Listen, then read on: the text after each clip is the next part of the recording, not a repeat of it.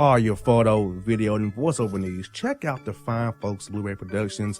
They will take good care of you. If you don't believe me, you can see for yourself. Check out their work at blueberryproductions.tv, the Facebook page, Blueberry Productions, also a Vimeo page, a YouTube page, and it's Blueberry, BLUBERRY, Prod on Twitter. Check them out today.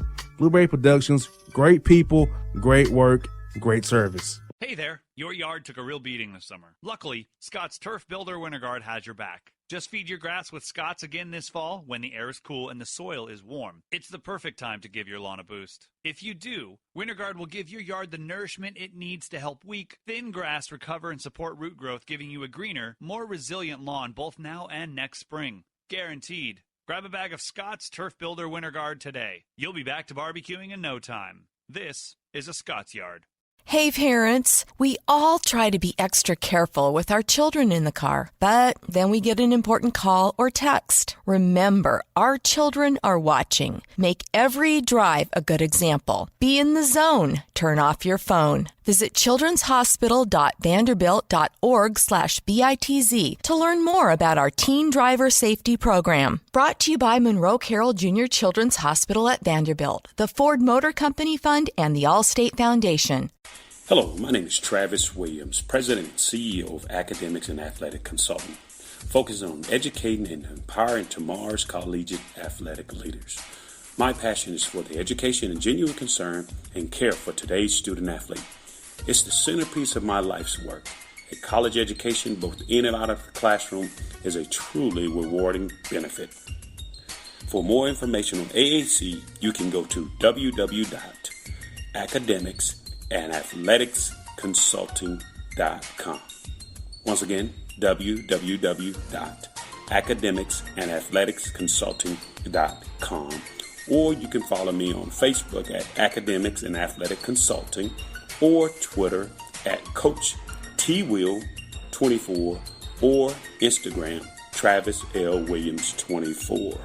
Or you can call me at 404-542-6079. Once again, AAC is very proud to partner with J.R. McHenry of the Bossman Radio Show, covering sports and entertainment across the country. Please tune in weekly for informative, entertaining, and expert analysis on today's sports and entertainment topics. Thank you.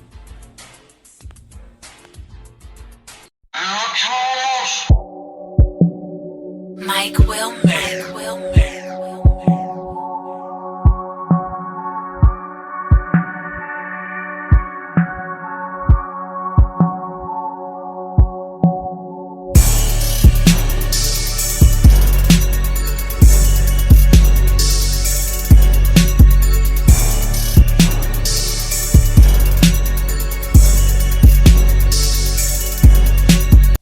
Back in the Gerald the Bossman Show. We're here with Andrew Maraniss, author of The Games of Deception and Strongest Side for out of Vanderbilt, a buddy of mine. Andrew, man, good to talk to you again. How are you doing? I'm doing great. It's great to talk to you. I love to hear your voice, man. It's awesome to be on with you.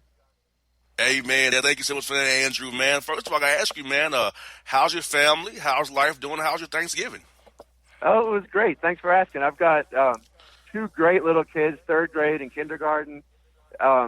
They're just into sports like I am. My son's playing basketball. He's loving it. My daughter loves to be the commentator. You'll probably see her on ESPN someday. And then they both had a piano recital on Sunday, and they did great. So we're all doing great. How was your Thanksgiving? Man, it was good, man. I had spent time with the family down here in Georgia, man. Ate real good. Had a few days off from the Hawks, man. So Life's good, man. Glad to hear it. Yeah, yes, indeed. Well, Andrew, I want to ask you, man, Games of Deception, it's a great book about the Nazi Olympics and the first Olympic basketball team and how basketball came about. But tell me, what triggered you to write this book? What events or story you read that triggered you to write this great book about the 36 Olympics out there in Germany? Yeah, so I was actually out in Lawrence, Kansas a couple years ago to speak about my last book, which was Strong Inside. It was a biography of Perry Wallace, who was the first African-American basketball player in the SEC. And while I was at University of Kansas, just being a big college basketball fan, I really wanted to see Allen Fieldhouse. And so I took a tour over there, and in the Fieldhouse, they have James Naismith's original rules of basketball back from 1891 Wow. when he invented the sport under glass, in a nice display.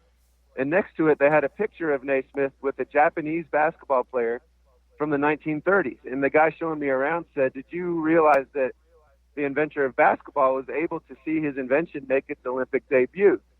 And I didn't know that. And I asked him, "Well, which Olympics was that?" And when he said that it was the 1936 Olympics in Nazi Germany, I thought right then and there, well, this could be my next book. A story about the invention of the game and its debut in the Olympics in the context of the Nazi Olympics. Like, that would just make an interesting story that I don't think most sports fans are aware of. And so that was the inspiration for this book. Yeah, and for me, I had no idea that Dr. Naismith got to see his invention in the Olympic Games in '36 as well, because I was like, wow. I know that he invented the game in the late 1890s, 1891 to be exact, but I know he lived to see it actually make it to the Olympic Games. And Andrew, what's so great about your writing is that you can intertwine sports and politics, because let's be honest about it. Sports and politics go hand in hand. It goes hand in hand no matter where we look at it. And I think it's brought us closer together. It's different nationalities, different races. It brings us all together as one. Sports does typically. So you have the ability to write about that and bring it together for us to understand it in the simplest form. It's a very great talent that you have. Well, thank you. And I agree. I think sports and politics have always been intertwined. And when people say they should be kept separate, they're not really acknowledging reality, and there's no greater example of the connections between sports and politics than the Olympics, which are completely political in terms of, athletes competing as countries and countries bidding on hosting the Olympics. And the fact that for so many years, African Americans weren't allowed to compete in certain sports in the Olympics, or there weren't women's sports in the Olympics. Those are all political decisions that have been made, whether people want to acknowledge that or not. So this first U.S. Olympic basketball team didn't have any black players on it. And I write about that in the book. It wasn't because there weren't African-American basketball players at the time, because they weren't allowed to try out for the team. There was one Jewish player on the Olympic team, and he had a political decision to make about whether he was going to participate in Olympics in Nazi Germany. And he decided to do it. Much like Jesse Owens had a decision to make, and he decided to go to Berlin also. In both cases, they felt like the best thing that they could do, knowing what they did at the time, was to go to Germany, compete well, win a gold medal, and that would be the best way to refute Adolf Hitler. And so, exactly. Yeah, I write a lot about the connections between sports and politics in this book. I did in Strong Inside also, the politics that kept African-American players out of the SEC for so many decades, and Perry Wallace coming into the league. And I think that's what makes these books interesting, is to put them into the context of the times in which these stories existed. And they're not just stories about how many points somebody scored in a basketball game or whether their team won or lost, but the other issues that are sort of swirling around during those times. I can speak to my experience, Andrew. For me, I didn't get introduced to white kids until I got to play sports, to be honest with you, growing up where I grew up at. So for me, I didn't get to meet white kids until I played basketball, football, and baseball as a child. So for me, sports really made me a better person, because I always looked around black people until I got to play sports. So it's like I didn't know about how white people are, what they believe in, or who they are as people, because I just saw them out. I never knew who they were. So for me, sports politics really is good for me, because I said for me playing ball, I would have met white people. I wouldn't know how to interact with white people or a Spanish person. So I feel like it's like your books are so about life, man, because it's true. It sports brings us all together as one.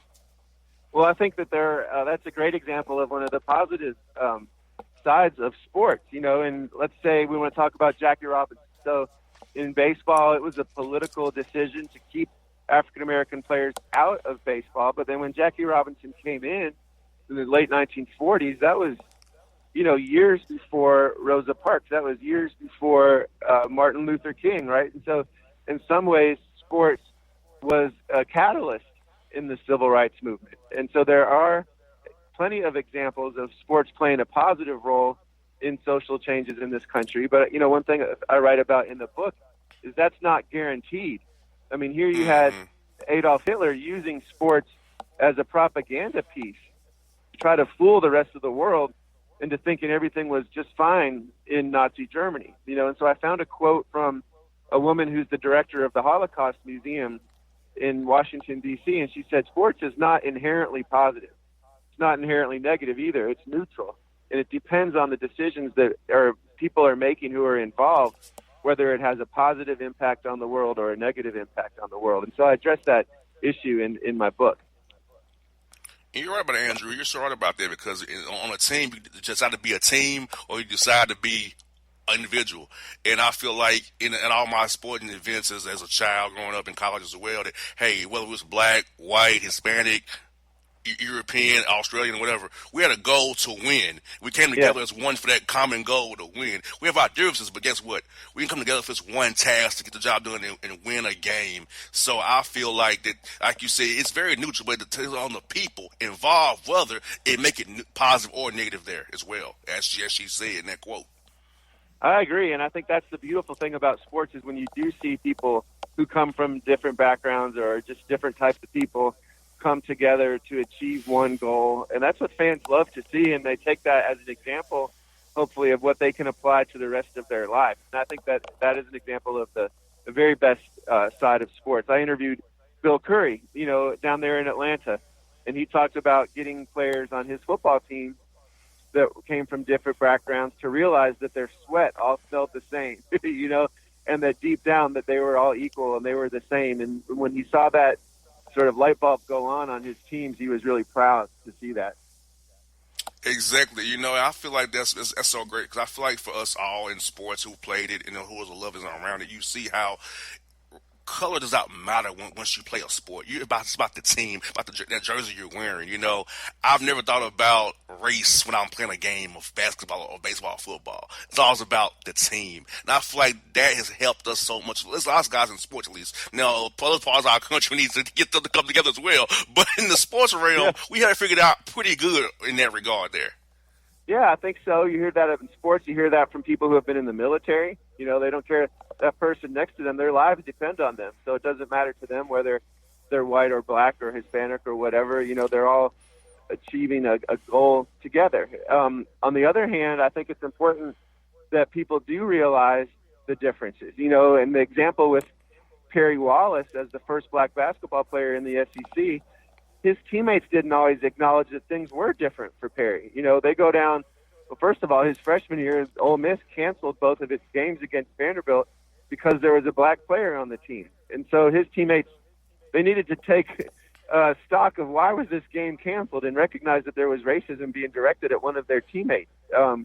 His sophomore year, when they do go down to play against Ole Miss, and Perry's the one who's being hit in the face and fans are cheering that he's bleeding, and his teammates didn't necessarily have the empathy that Perry would have expected or wanted at that time for them to understand that one of their teammates was being treated drastically differently because who he was. And so for them to say, well, we're all the same, didn't really acknowledge reality in that situation. Maybe during the game, I'm going to pass the ball to this guy and he's going to pass it to me and we're all going to try to achieve a victory together because we're all equal on the basketball court. But at the same time, to recognize in a larger context that Perry was enduring a different reality than they would have been a helpful thing for Perry to survive those situations.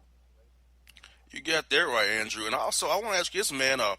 What are some other interesting backstories that you got from compiling information for this book? Because I feel like with the Nazi Germany aspect of it and the Nazi Olympics and the James Naismith background, you got a lot of interesting backstories you got about these people. So if you could share a couple of nuggets that you came for listeners, that I can kind of get them pique their interest even more about this book here. Yeah, so from a basketball perspective, one of the interesting things was they had to play the tournament in the Olympics outside. There wasn't a basketball arena or a gym.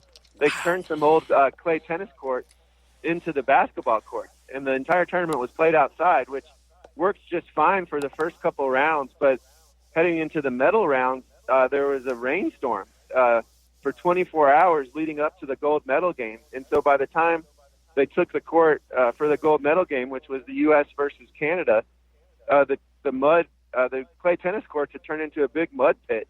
And so the players literally couldn't dribble the basketball. It just gets stuck in the mud. The ball itself got really waterlogged. And so even for the standards of that time, it was a really bad, low-scoring game. United States won 19-8. Most of the second half was just sort of a big game of keep away. The players just wanted to get the game over with. They were tired of playing in the rain and the mud, and so thought that was interesting. One of the players on the U.S. team, a guy named Joe Fortenberry, is considered the first player ever to dunk the basketball in a game. He dunked at Madison Square Garden, and the New York Times reporter, this was in the qualifying tournament leading up to the Olympics, reporter described this unusual shooting motion as looking like a customer at a coffee shop dunking their donut in coffee. And that's where the term dunk came from, from this line in the newspaper article. I thought it was interesting the way the United States team was created. They didn't have players try out as individuals. They played a tournament, and the idea was whichever two teams advanced to the championship game of this tournament would be combined. Their rosters would be combined to become the U.S. Olympic team. And so the two teams that met in the championship, one was from an oil refinery. They played for a company team sponsored by an oil refinery in the middle of Kansas, in McPherson, Kansas. And the other team came from Universal Pictures in Hollywood. And all these guys worked on movie studios, sets, helping create movies in the 1930s. And their basketball team, it was really good. They had players mostly who had played at UCLA in college, and the guy that started the team at the movie studio, his name was Jack Pierce, who was the head makeup artist, and he created the look of Frankenstein in the Frankenstein movies. He created the look of Hunchback of Notre Dame, but he also created a basketball team. And so I thought those were really sort of interesting tidbits about the team and the tournament that they played. Man, it's going to be a great book for you to read, listeners. I'm telling you, Andrew does a great job. He does a great job breaking it down for you guys. So I know you're going to the event right now. So do you have any other events like around Atlanta, the South here, that we can come and see you at a bookstore here and get to hear you firsthand talk about this book? Because I hear the passion in your voice about it, man. You did a great job. These stories really stuck with you, man. So where is us going to be at promoting this book here? Yeah, thanks for asking that question. Right now, I don't have any events scheduled in Atlanta. I'd love to. One thing I do is I visit a lot of middle schools and high schools talking about my books. And so if anybody listening has a kid in middle school and wants me to come visit their kid's school, I'd love to do it. You can find me on Twitter at TrueBlue24 without the E's, TRUBLU 24. And just, message me there. My DMs are open, and we can set it up. I'll come to Atlanta. I love to do it. And people can find my books at bookstores or on Amazon. There's an audio book too for people who like to listen to those. So I really appreciate this opportunity, JR, and I'm looking forward to seeing you next time you're up in Nashville. Hey, man, I'm looking forward to it as well. I'll be up there a little bit more with the season getting ready. Season starting up there for Andy. Because I know I got to check out my man Stack. That's my guy, he's a former Hawk. So I always got my man back. He's a former Hawk, and Malcolm's an Atlanta guy as well. So the two guys I know very well. So I got to go in there and see you guys and anchor down with you brothers up there at Vanderbilt, man. I love you guys up there. All right, we're looking forward to it. It's always fun to see you, man. Thank you so much. You're welcome, Andrew. Have a great day, buddy. All right, you too. Take care. All right, it's Andrew Maraniss here on the Bossman Show.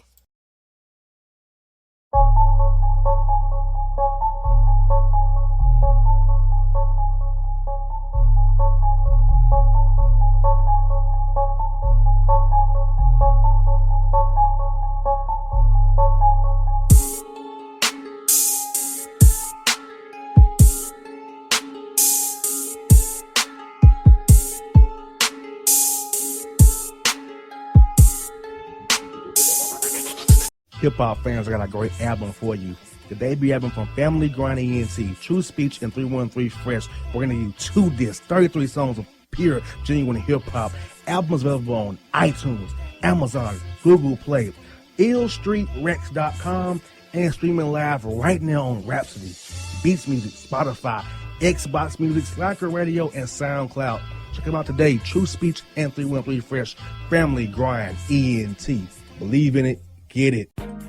A gorgeous tan from Suntan City gives you an inner glow that relights the fire when you run into your first crush. Vicky, who was that? An old boyfriend. Lucky you just tanned at Suntan City. Lucky he's single. We're doing lunch tomorrow. Won't be single for long then. During Tour of the City, try all 5 tans, including spray tan, for just $4.99. Restrictions may apply. Click to buy now. When you're a teen, you finally get to make some of your own decisions. Who are you going to hang out with? What do you want to be? Are you going to glance at that text while driving? Remember, a split second is all it takes for something tragic to happen. Be in the zone. Turn off your phone. Visit childrenshospital.vanderbilt.org/BITZ to learn more about our teen driver safety program. Brought to you by Monroe Carroll Jr. Children's Hospital at Vanderbilt, the Ford Motor Company Fund, and the Allstate Foundation. It's maybe the night that my dreams might let me know. All the stars are closer. All the stars are closer. Tell me what you gonna do to me. Confrontation ain't nothing new to me. You could bring a bullet, bring a sword, bring a morgue, but you can't bring the truth to me. Alexa, play Kendrick Lamar and SZA. Okay. Maybe the night that my dreams might let me know. All the stars are closer. With Amazon Music, a voice is all you need.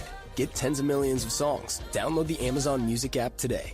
Yeah, it's your man JC, the host with the most, baby, and it goes down each and every Saturday night right here in the city of Memphis. That's right, y'all. It goes down at Clicks Sports Bar Memphis, baby. 3705 Malco Way, Memphis, Tennessee, 38125. Come out and join us, the Three Kings, each and every Saturday night for the livest karaoke in the city. Everybody gets in free till 10 p.m. Only $5 after. Great food. We got drink specials. We got all kind of games, man. We got the pool tables popping. Whatever you want, we got you, man. Come on out. Have a good time with us each and every Saturday night. That's Clicks Sports Bar, Memphis.